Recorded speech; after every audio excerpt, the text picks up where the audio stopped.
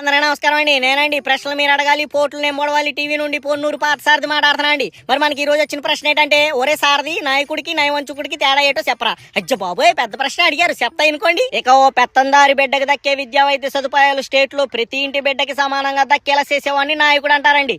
ఇక ఆ విద్యా వైద్యం ఏమొద్దు, మద్యం ఏమొద్దు అంటూ దేశంలో ఎక్కడా లేని మద్యం పాలసీలు తెస్తాం, మందు బాబులు దాహం తీరుస్తాం అంటూ అవంచిత అవసరాలకి ఆనకట్ట కట్టేవాడిని నయవంచుకుడు అంటారండి. ఇక తన ప్రస్థానాన్ని మొదలెట్టినప్పటి నుండి తన బలాన్ని నమ్ముకుంటూ ఒకటే ఎజెండాతో ముందు సాగిపోతున్నవాన్ని నాయకుడు అంటారండి. ఇక తన పార్టీని నిలదొక్కుకోవడానికి పరిస్థితులను బట్టి తనను నమ్ముకున్న వాళ్ళ చేత పలు జెండాలు మోయిస్తూ పలువురి ఎజెండాలకు కొమ్ము కాసేవాన్ని నయవంచుకులు అంటారండి. ఇక వాడు పెద్దింటోడా పేదరికంలో బతుకుతున్నాడా అనే తేడా లేకుండా ప్రతి పిల్లకాయ చేతిలో పుస్తకం ఎట్టి ఆడు బంగారు భవిష్యత్తుకి ఓ బాట చూపేవాన్ని నాయకుడు అంటారండి.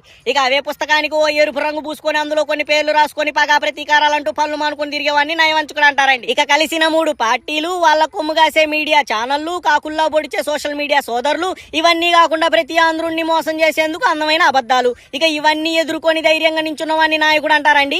ఇక ఆ నాయకుడిని ఓడించడానికి వీటన్నిటిని ఆయుధంగా వాడుకున్నవాన్ని నయవంచుకుడు అంటారండి. ఇక చివరగా నేను చెప్పేది ఏంటంటే, తనను నమ్ముకున్న వాళ్ళకి న్యాయం జరిగేటందుకు ఎదురుగా ఎవరున్నా ఎంతటి వారైనా నిలదీస్తూ ప్రశ్నించేవాడిని నాయకుడు అంటారండి.